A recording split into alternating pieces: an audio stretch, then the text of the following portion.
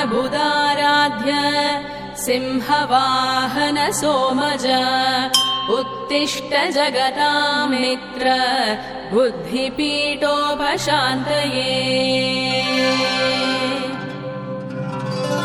हे पीतवर्ण सुमनोहर कान्तिकाय पीताम्बर प्रमुदिता किल लोकसेव्य श्रीचन्द्रशेखर समाश्रित रक्षकस्त्वम्. மயிலாடுதுறை மாவட்டம் திருவெண்காட்டில் அமைந்துள்ளது அருள்மிகு பிரம்ம வித்யாம்பிகை சமேத ஸ்வேதான்ய சுவாமி ஆலயம். பிரம்மனிடம் பெற்ற வரத்தால் மருத்துவன் என்னும் அசுரன் தேவர்களுக்கு துன்பத்தை விளைவித்தான். சிவபெருமான் அருளியபடி தேவர்கள் மாற்று வடிவில் திருவெண்காட்டில் வாழ்ந்து வந்தனர். அசுரன் திருவெண்காட்டிற்கும் வந்து போர் செய்தான். அசுரன் சிவனை நோக்கி தவம் இருந்து சூலாயுதம் பெற்று நந்தி பகவானை காயப்படுத்தினான். நந்தி பகவான் சிவனிடம் முறையிட சிவபெருமான் கோபம் கொண்டார். அப்போது அவருடைய 5 முகங்களின் ஒன்றான ஈசான முகத்திலிருந்து அகோரமூர்த்தி தோன்றினார். இந்த அகோரமூர்த்தியை கண்டவுடனேயே அசுரன் சிவனிடம் சரணடைந்தான். சரணடைந்த அசுரனை அகோரமூர்த்தியின் காலடியிலும் காயம்பட்ட நந்தி பகவானை ஸ்வேதானேஸ்வரர் நிறுத்த மண்டபத்திலும் இன்றும் காணலாம். இவ்வாலய கும்பாபிஷேகமானது 7/7/2025 திங்கட்கிழமை காலை 9 மணிக்கு மேல் 10:20 மணிக்குள் நடைபெற உள்ளது. பக்தர்கள் அனைவரையும் வருக வருக என வரவேற்கின்றோம். இவ்வாலயத்தில் ருத்ரபாதம் உள்ளது. காசியில் உள்ள விஷ்ணுபாதத்தை வழிபட்டால் 7 தலைமுறை பாவங்கள் நீங்கும். திருவெண்காட்டில் உள்ள ருத்ரபாதத்தை வழிபட்டால் காசியை விட 3 மடங்கு பலன் கிடைக்கும் என்பதும் 21 தலைமுறை பாவம் நீங்கும் என்பதும் ஐதீகம். நரம்பு சம்பந்தப்பட்ட நோய்கள் நீங்கும். இத்தலத்தில் புதன் தன் தோஷம் நீங்கி நவகிரகங்களில் ஒருவனானார் என்கிறது வரலாறு. இங்கு புத பகவானுக்கு தனி சன்னதி உள்ளது. இங்குள்ள புத பகவானை வழிபட்டால் கல்வி, அறிவி, ஞானம் பெருகும். இங்குள்ள அம்பாள் பிரம்மனுக்கு வித்தை கற்பித்ததால் பிரம்ம வித்யாம்பிகை என்று அழைக்கப்படுகிறாள். இத்தலத்தில் ஹோமம் செய்தால் பில்லி சூனியம், ஏவல் மற்றும் கோர்ட்டு வழக்குகளிலிருந்து விடுபடலாம். கும்பாபிஷேகம் வரும் 7ஆம் தேதி நடைபெறுகிறது. அதனையொட்டி திருப்பணிகள் நடைபெற்று வருகிறது. அந்த திருப்பணிகளை தான் ஒளிப்பதிவு செய்து உங்களுக்கு காண்பிக்கிறோம் என்பது குறிப்பிடத்தக்கது.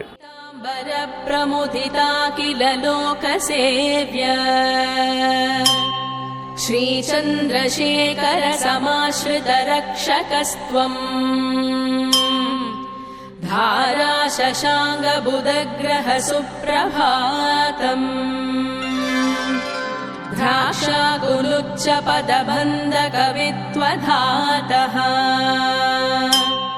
आनन्द संहित विदूत समस्त पाप कन्यापते मिथुन राशिपते नमस्ते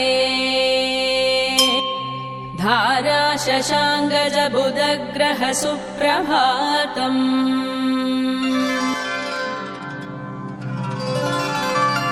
बुधप्राज्ञ बुधाराध्य सिंहवाहन सोमज उत्तिष्ठ जगतां मित्र बुद्धिपीठोपशान्तये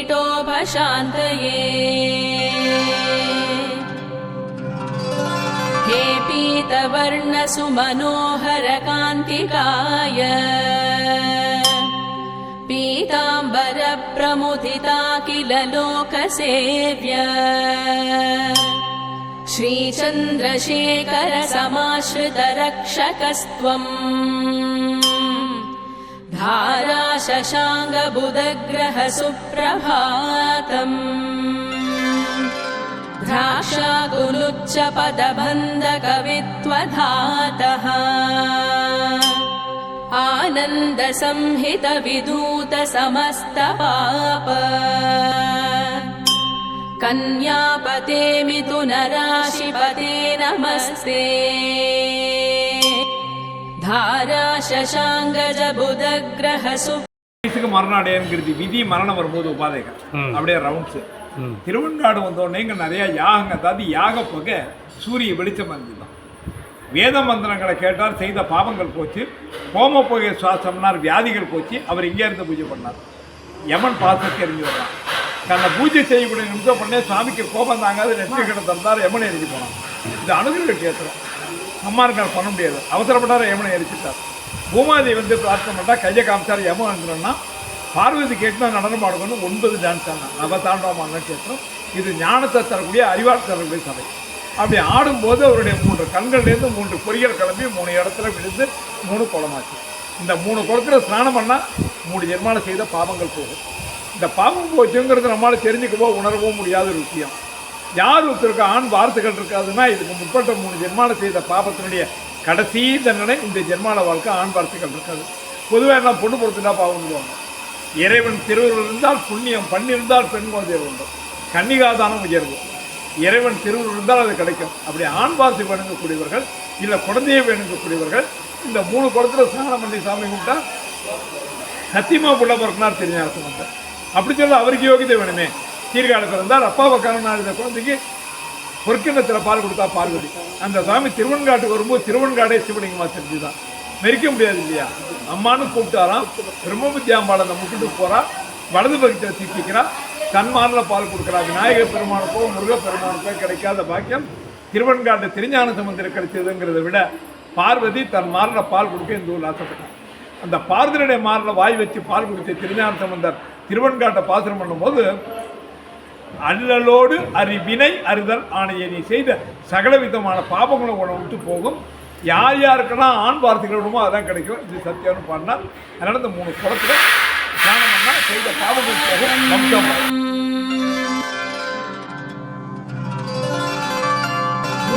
प्राज्ञ बुधाराध्य सिंहवाहन सोमज उत्तिष्ठ जगतां मित्र बुद्धिपीठोपशान्तये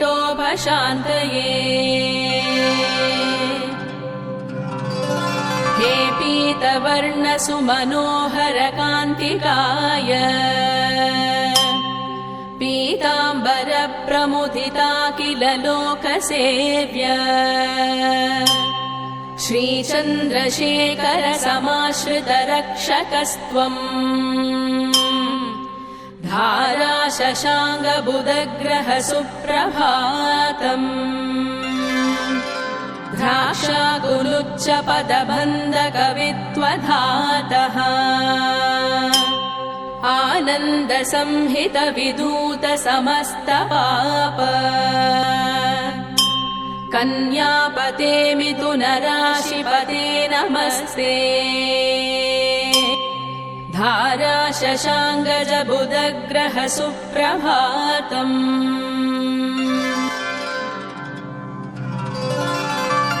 बुधप्राज्ञ बुधाराध्य सिंहवाहन सोमज उत्तिष्ठ जगतां मित्र बुद्धिपीठोपशान्तये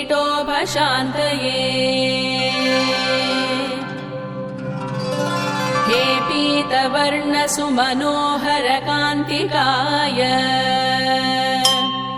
पीताम्बर प्रमुदिता किल लोकसेव्य श्रीचन्द्रशेखर समाश्रित रक्षकस्त्वम् धारा शशाङ्ग बुधग्रह सुप्रभातम् द्राक्षाकुलुच्च पदबन्ध कवित्वधातः आनन्द संहित विदूत समस्त पाप कन्यापते मिथुन राशिपते नमस्ते धारा शशाङ्गज बुधग्रह सुप्रभातम्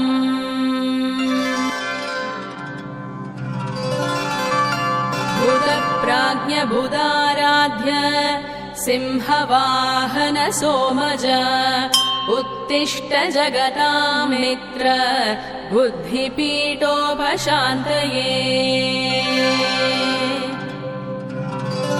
हे पीतवर्ण सुमनोहर कान्तिकाय पीताम्बर प्रमुदिता किल लोकसेव्य श्रीचन्द्रशेखर समाश्रित रक्षकस्त्वम्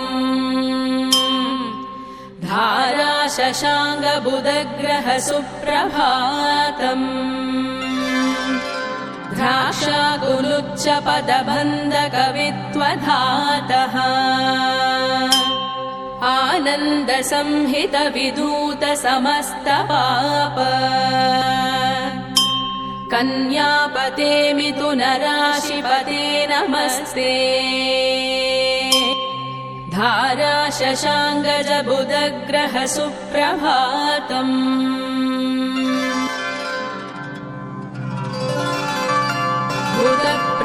बुधप्राज्ञबुधाराध्य सिंहवाहन सोमज उत्तिष्ठ जगतां मित्र बुद्धिपीठोपशान्तये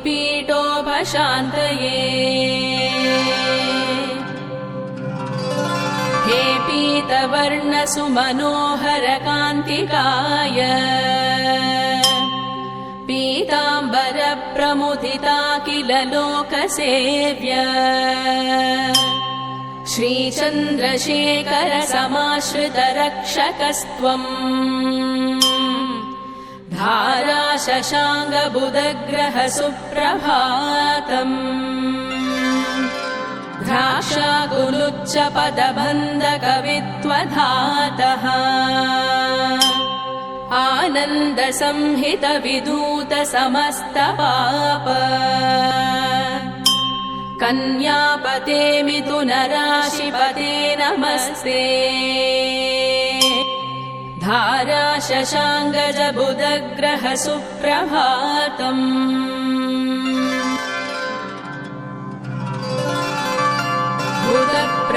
बुधप्राज्ञबुधाराध्य सिंहवाहन सोमज उत्तिष्ठ जगतां मित्र बुद्धिपीठोपशान्तये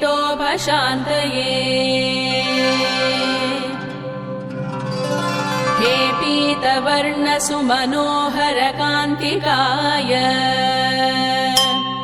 पीताम्बर प्रमुदिता किल लोकसेव्य श्रीचन्द्रशेखर समाश्रित रक्षकस्त्वम् धारा शशाङ्ग बुधग्रह सुप्रभातम् द्राक्षाकुलुच्च पदबन्ध कवित्वधातः आनन्द संहित विधूत समस्तपाप कन्यापते मिथुनराशिपते नमस्ते धारा शशाङ्गजबुधग्रह सुप्रभातम्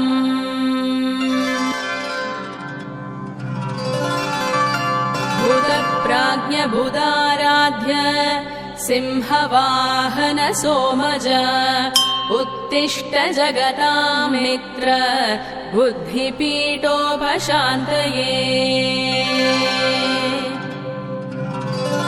हे पीतवर्णसुमनोहर कान्तिकाय